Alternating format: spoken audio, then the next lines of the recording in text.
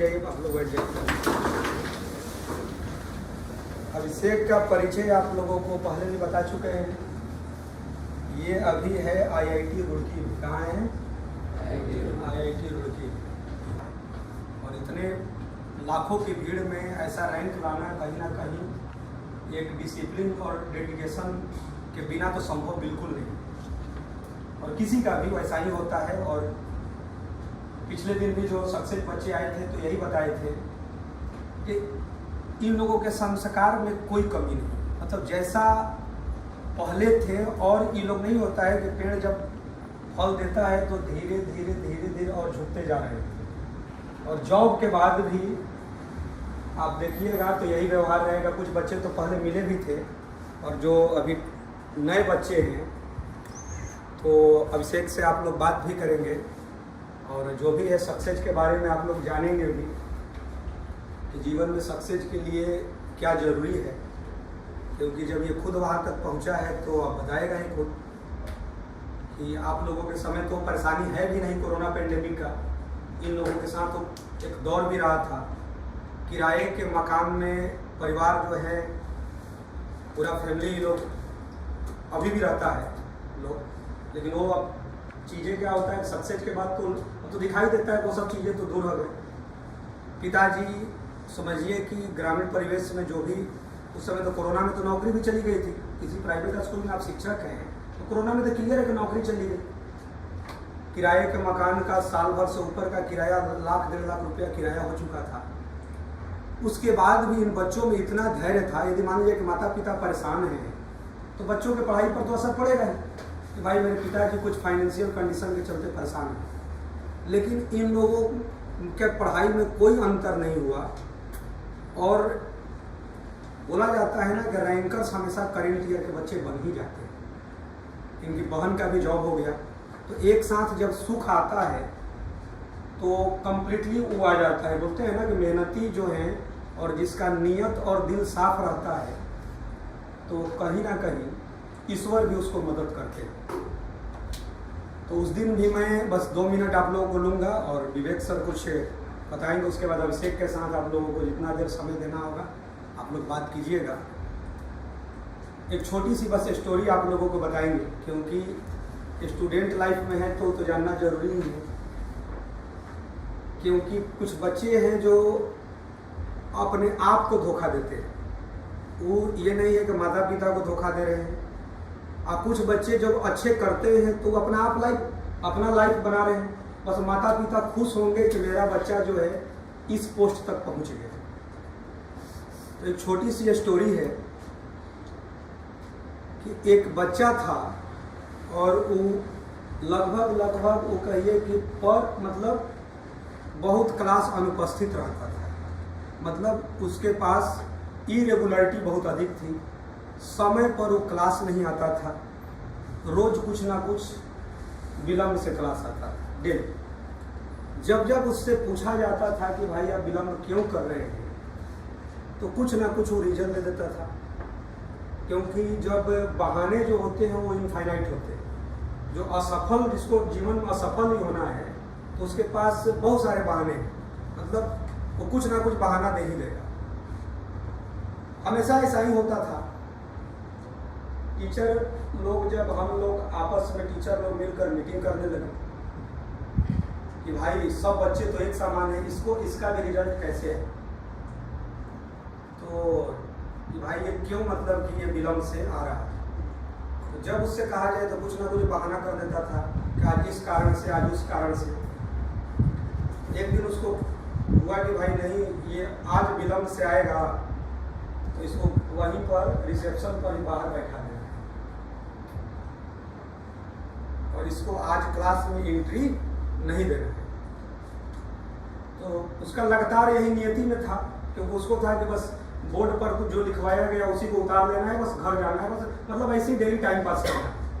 क्योंकि वैसे ही करते करते 10th पास कर गया होगा तो उसको बस एक बोर्ड का डिग्री ले लेना है।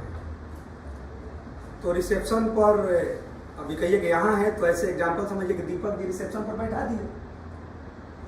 अब वहीं पर वो बैठ गया तो उसके पेरेंट्स का कॉल आया कि भाई हमारे बच्चे को आप लोग आज क्लास में एंट्री क्यों नहीं दी? तो यहाँ से मैनेजमेंट ने बताया कि ये आपको जानकारी होनी चाहिए, ये मतलब पढ़ाई पर ध्यान भी नहीं दे रहा है और रेगुलर क्लास में रहता भी नहीं है, और जिस दिन आता है तो टाइम पर आता नहीं, मतलब इसको अपने पढ़ाई से कोई बहुत ज़्यादा मतलब नहीं है। तो इसकी भलाई के लिए हम लोग थोड़ा सा पनिश किए कि मतलब आगे से ये कम से कम ऐसा न करे, और ये फिर से मतलब कि एक राइट डायरेक्शन में मेहनत करे कि अपने जीवन में सक्सेस हो जाए। तो वो ऐसे ही चलते गए। अब क्या था कि उसी में अब दूसरे केस में अब है कि एक बहुत अच्छा बच्चा था, बहुत जीनियस बच्चा। अब वो जीनियस बच्चा क्या था कि वो डेली टाइम पर आता था, टेस्ट में भी बहुत अच्छा करता था, लेकिन क्या हुआ कि किसी दिन वो लेट से आ गया, 5-10 मिनट वो लेट से आ गया। किसी दिन आ गया लेट से, तो उससे पूछा गया तो बोला कि थोड़ा सा किसी काम में मतलब हमको रास्ते में थोड़ा सा किसी का हेल्प करने लगे और उसी में मेरा विलम्ब हो गया, तो उसको बैठा दिया गया। अब जो पहला वाला लड़का था जो जीवन मतलब पूरे क्लास हमेशा अनुपस्थित रहता था या जब आता था रेगुलर नहीं रहता था, अब उसको ही नहीं है कि अपने अब हम राइट डायरेक्शन में मेहनत करें और जीवन में सक्सेस हो जाए। अब उसको माइंड में ये ध्यान है कि ये लेट से आया तो इसको क्लास में क्यों बैठा दिया गया। ये पूरा मतलब अब जाकर भाई अब टीचर से तर्क करने लगा कि सर इसको भी सजा दिया जाए, इसको भी मतलब कि पनिशमेंट मिले। हम लोग बोले कि एक दिन ऐसा किया है तो अच्छा करता है, तो फिर समझ गया, शांत हो गया। फिर क्या हुआ कि 15-20 दिन बीत गया, तो फिर जो जीनियस बच्चा था वो तो हमेशा परफेक्ट था, टाइम पर आता ही था। 15-20 दिन के बाद फिर किसी कारणवश क्या हुआ कि फिर 5 मिनट लेट से क्लास में आया। फिर आए, फिर उससे पूछा गया क्यों भाई? बोला कि सर आ रहे थे रास्ते में लेकिन कुछ एक काम पड़ गया और उसी के चलते मेरा विलम्ब हो गया। अब उस लड़के को तो एक मुद्दा मिल गया, फिर उसको जो तेज बच्चा था उसको क्लास में बैठा दिया गया, क्योंकि उसका तो आदत में नहीं था, अचानक कभी उसके साथ ऐसा हुआ। अब उस लड़के का क्या था कि सर ये तो 2 बार कर दिया। तो हम लोग बोले कि तुम तो 200 बार किए हो, और 200 बार करने के बाद भी तुम्हारे टेस्ट में तो ना मार्क्स आ रहा है ना तुम्हारा ढंग का हो रहा है, इसलिए तुम्हारी भलाई के लिए तुमको पनिशमेंट दिया गया था। तो ये जाकर अपने घर पर अपने पेरेंट्स को बोल दिया। पेरेंट्स का उधर से कॉल आया कि हमारे बच्चे को आप लोग पनिशमेंट दिए थे और कोई और एक बच्चा है उसको आप लोग क्लास से एक दिन के लिए आप लोग बाहर क्यों नहीं किए, जब वो भी मतलब कि विलम्ब से क्लास आया था। तो बताया गया फोन पर कि भाई ये लड़का बहुत टॉपर है, टेस्ट में नंबर भी लाता है और ये पूरा मतलब डिसिप्लिन में रहता है, मतलब कभी भी ये किसी कारणवश मतलब कई महीनों में इसका 1-2 बार ऐसा हुआ है सिचुएशन के अनुसार।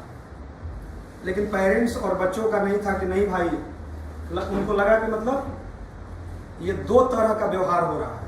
तो हम लोग को फील हुआ, तो क्या किए उस बच्चा को कि ठीक है भाई तुमको भी एक दिन के लिए हम लोग क्लास मतलब तुमको आज अनुपस्थित रहो, मतलब उसको भी एक लेटर लिख दिया गया कि भाई तुम 5 मिनट लेट से आए हो, जो तेज बच्चा जो था, इसलिए आज तुमको क्लास नहीं करना है।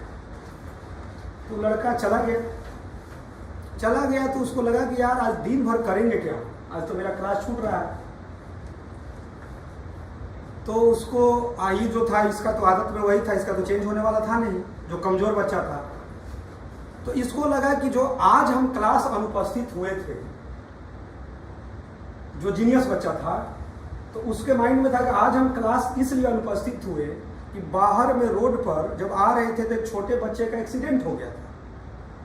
तो उसको मदद करने के चक्कर में हॉस्पिटल तक पहुंचाने में थोड़ा सा विलम्ब हो गया।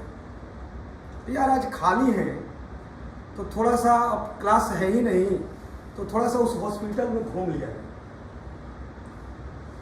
तो गया हॉस्पिटल में घूमने के लिए गया। जब हॉस्पिटल में वो घूमने के लिए गया तो डॉक्टर बताए कि मतलब आप सही समय पर ला दिए और ये बच्चा जो है अभी मतलब ठीक है, मतलब अब धीरे धीरे ये स्वस्थ हो रहा है।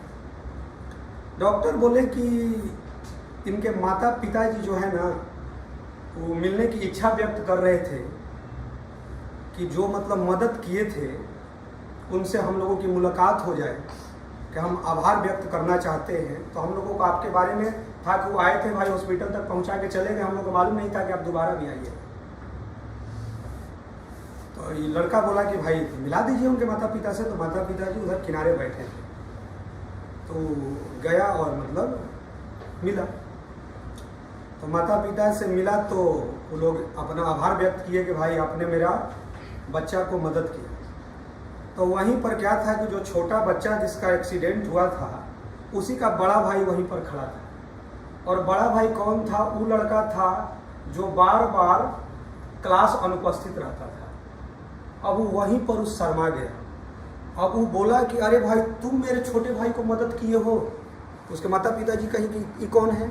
तो बोले कि वही लड़का है जिसको आपने और मैंने टीचर को बार बार फ़ोन करके बोले कि भाई हमारे बच्चे को आपने पनिशमेंट दिए हैं, तो इसको पनिशमेंट क्यों नहीं दिए? तो वहीं पर उन लोगों ने उस बच्चे के सामने हाथ जोड़ दिए, क्योंकि उसी के चलते उसके छोटे भाई का जीवन बचा था। और फिर टीचर के पास कॉल आया कि सॉरी सर, जो आप लोग कह रहे थे सही कह रहे थे, ये बच्चा रियल में अच्छा है और जीनियस है। ये किसी सामाजिक काम में किसी को मदद करने के चक्कर में इसका विलम्ब हुआ है, और मेरा बच्चा रियल में अपने लाइफ के प्रति सीरियस नहीं है, और ये सही में ये क्लास रेगुलर नहीं जाता हो। तो उन्होंने अपनी गलती को स्वीकारा, और वो जो लड़का था, जो कमज़ोर लड़का था, उसको भी अपने जीवन में थोड़ा सा लगा कि हमें कुछ करना चाहिए। तो वो भी धीरे धीरे अब पढ़ना चालू कर दिया। और जब रिजल्ट आएगा तो हो सकता है जब एग्ज़ाम में बैठेगा तो कमज़ोर लड़का जो इरेगुलर रहता था उसका भी रिजल्ट आए, और जो जीनियस था वो तो रैंकर्स बनेगा ही बनेगा। तो बस इससे यही शिक्षा मिल रहा है कि अपने जीवन में मेहनत कीजिए, ईमानदार रहिए, मददगार रहिए, कर्मठ रहिए, ईश्वर आपको पक्का मदद करेंगे। समझ में आ गया बातें? तो स्टोरी अच्छा लगा आप लोगों को? सीख मिला इससे कुछ? तो बस यही आपको अब इस स्टोरी में हो सकता है कि आप लोगों में से बहुत बच्चों की स्टोरी इसमें शामिल हो। बस एक स्टोरी के माध्यम से उसमें कुछ चीज़ें डाल दिया गया, लेकिन उसमें बहुत सारी चीज़ों को कनेक्ट कर दिया गया। अपने जीवन में ईमानदार रहना है। समझ में आ गया? एक बार अभिषेक के लिए जोरदार तालियों से स्वागत।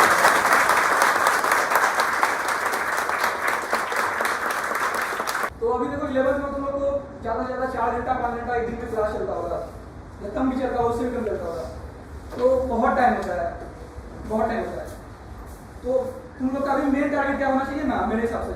जैसे आज मैथ में मान लो कुछ पढ़ाया गया, वेक्टर या कुछ भी पढ़ाया गया, तो जितना पढ़ाया गया बुक से उस टॉपिक तक का क्वेश्चन ना आज या कल तक खत्म कर दो।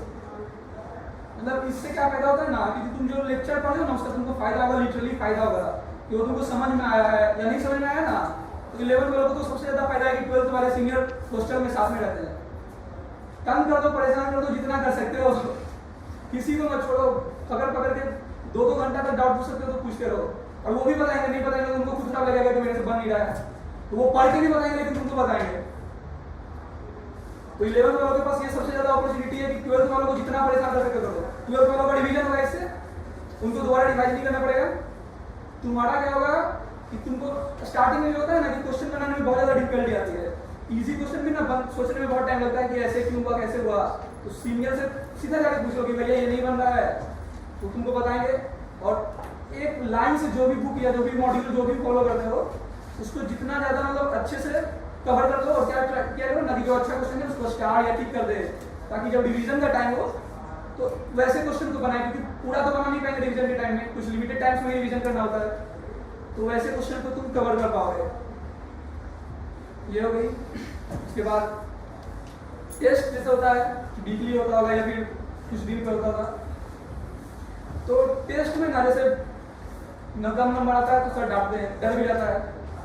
तो कुछ लोग सोचता है कुछ तुक्का मार के ज्यादा नंबर ले आए, कुछ सोचता है कि किसी का दिख जाएगा तो 2-4 नंबर ज्यादा जाएगा तो कुछ रैंक में हम ऊपर आ जाएंगे तो नीचे वाले को डांटेंगे, मैं तो बच जाऊंगा। ये सोच के भी करते होगे। लेकिन ये चीज़ अगर करते भी रहोगे तो दिक्कत है कि अगर अभी ये आदत पड़ गया तो आगे बहुत दिक्कत है पढ़ने वाला है, क्योंकि एक टेस्ट में चीटिंग कर लिए, 2 टेस्ट में चीटिंग कर लिए, आगे तो फिर दिक्कत है, फिर तो कभी नहीं कर पाओगे। और 2 साल तुमको यहीं रहना है खुद से। और ऐसे भी तुम कुछ सोचो, तुम परिवार से दूर हो, सब कुछ से दूर हो, मोबाइल से दूर हो, इतना ज़्यादा तुम मेहनत कर रहे हो, तो चीटिंग करने से तो कोई फायदा ही नहीं। मान लो तुम टेस्ट में डांट नहीं भी सुने तो at the end of the day तुम तो IIT भी नहीं जा रहे हो, या कोई भी NIT भी नहीं जा पाओगे अगर चीटिंग करके। मतलब या फिर होता है ना कि तुक्का मार के किसी भी तरह नंबर ले आए ताकि हम बच जाएं, बीच में रहें लोगों के बीच में, ताकि डांट भी ना सुने और मेरा चलता भी रहे, ताकि टाइम कट जाए। तो इससे सबसे ज़्यादा दिक्कत क्या होगा कि तुम कॉलेज तो जा नहीं पा रहे हो, तो फिर 2 साल क्यों बर्बाद करना है। जब कॉलेज भी नहीं जाना है, अच्छे से पढ़ भी नहीं रहे हो, तो फिर कुछ और कर लो, उससे अच्छा है। तो सबको सबसे ज़्यादा ये फोकस करना है कि अभी डांट सुन भी रहे हैं तो इतना ज़्यादा मेहनत करना है कि अगले टेस्ट में उतना अच्छा कर पाए हम कि मेरा मार्क्स अच्छा रहे, ताकि हम डांट ना सुने। या फिर जो भी तुमको तुम्हारा देखो डांट सुनने से सबसे ज़्यादा फायदा क्या होता है कि और पढ़ना पड़ता है, क्योंकि डर रहता है अंदर से कि नहीं पढ़ेंगे तो मार्क्स कमाएगा, और मार्क्स कमाया तो फिर वही बात है, फिर सुनना पड़ेगा या कुछ भी पनिशमेंट मिलेगा। तो उससे सबसे ज़्यादा यही फायदा है कि तुमको पढ़ने का एक तो बहुत ज़्यादा प्रेशर पड़ जाएगा, तो उससे तुम तुम अच्छा परफॉर्म करोगे। क्योंकि 10th तक तुमको क्या ही करना रहता था, बहुत कम असाइनमेंट, बहुत कुछ रहता ही नहीं था, 1 घंटे भी बैठोगे तो हो जाएगा। और अभी जो है तुम पूरा दिन भी अच्छे से पढ़ाई करोगे फिर भी लगेगा कि थोड़ा सा कम रहेगा। तो ये चीज़ को अगर तुम अगले 2-3 महीने जितना ज़्यादा फॉलो कर सकते हो ना, तुम लोगों के लिए उतना ज़्यादा अच्छा रहेगा। लोगों के लिए लाए हैं बच्चों को, क्योंकि हम लोगों का जो लड्डू शुभ माना भी जाता है, तो ये से